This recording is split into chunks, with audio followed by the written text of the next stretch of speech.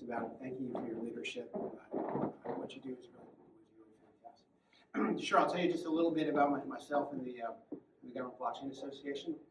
So I spent some time in the military, got involved in government contracting, then had a career traveling around the world, evaluating complex IT systems to determine whether or not they were mature enough for government use. This is a $500 million contract. So I had an opportunity to see a lot of that. I uncovered a lot of fraud in that. I won't go into the details, but was in situations where I actually didn't know whether I would get out of certain places alive because of some of the fraud that we had uncovered. And walked away from that career. In 2016, we started a little meetup. We had 2 people show up to our first event. Today, the GBA has about 4,500 members in our association. We've got about 20,000 people in our meetup groups, and I've got about 30,000 followers on LinkedIn. In total, we've got about 150,000 followers in total. So it's a fairly diverse organization. We have members in about 500 government offices around the world at the local, state, national, and international level. And blockchain, since it applies to every transaction, right? Essentially, we've got folks in DMV, healthcare, land titling, every kind of aspect. So that's a little bit about the footprint. What we do is our goal is to help the public and private sector connect, communicate, and collaborate. And we focus on technology areas where government can use blockchain, right? So land titling, the property records, the bill entries and the squatters, all of that stuff is the kind of stuff that is in the domain that should be how to be used for supply chain, healthcare, identity management, stuff like that.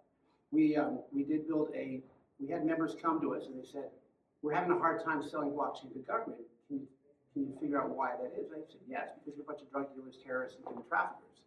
And they said, yeah, but besides that, what's the problem? And we said, listen, there's no box to check, right? In every other industry, there's cybersecurity certifications, program management certification.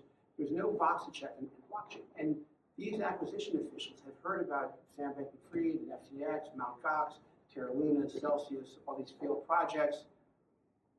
How are they going to trust you, right? So I said, we need a box to check. So we created a framework called the Blockchain Maturity Model. We studied every blockchain solution we could for about 2 years, and we identified 11 characteristics of a trusted blockchain solution with 5 levels of maturity. Is it mature enough for research and development funding? Is it mature enough to be a prototype? Is it mature enough to go into production? Is it mature enough to be rolled out at the enterprise level? Is it mature enough to be rolled out at the global and public level? And the framework is technology agnostic and it's industry agnostic. Right? So it doesn't matter whether it's permissioned or permissionless, right? It works for Bitcoin, Ethereum, Cardano, Hashgraph, Solana, Hyperledger. It works for all those. But then what we realized is different industries had different requirements. So we have 50 different working groups that look at this problem. I said, if you're building a blockchain solution in banking financial services, when you do identity, you got to do AML KYC, right? Anti-money laundering, know your customer.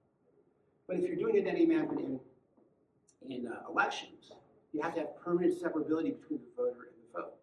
In other words, anonymity is a legal requirement. If you're doing it in healthcare, let's say for clinical trials, you have to have traceability between the patient and the data. You might need to know their blood type, their family history, their age, and their sex, but you're not allowed to know their name, address, and phone number.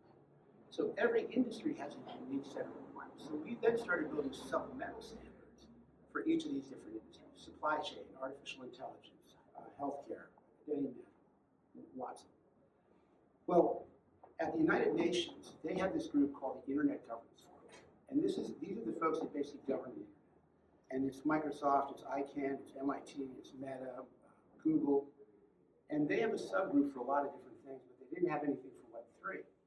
When they saw what we were doing with the blockchain maturity model, they said, would you run this on behalf of the United Nations?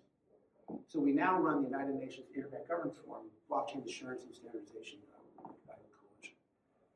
And they adopted the BMM as a global standard for assuring blockchain solutions. So now, when we perform an assessment, it actually gets published on the United Nations Directory of Trusted Blockchain Solutions.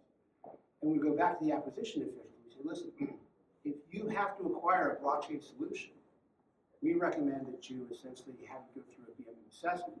It's a global standard, and that way you have a box to check now, and you can actually acquire blockchain solutions without worrying about it. We also work on reports, so we're working on a report called Preventing Government Fraud, Waste, and Abuse with blockchain. That That'll be debuted at the U.S. Capitol on March 3rd. We have an event that day that please feel free to come and attend. There'll be a press conference and there'll be a showcase. We're inviting people that have blockchain solutions to showcase, to present those. We'll have about 300 people that have registered, probably 40 or 50 of them are different government officials, different government offices. And so we're going to be educating them on some of these use cases. And then we have an incredible gala at the end of the night called Spies Across Time, where people will essentially have missions, have to connect with other spies. It's really a way to kind of gamify networking. And that's some of the stuff we run.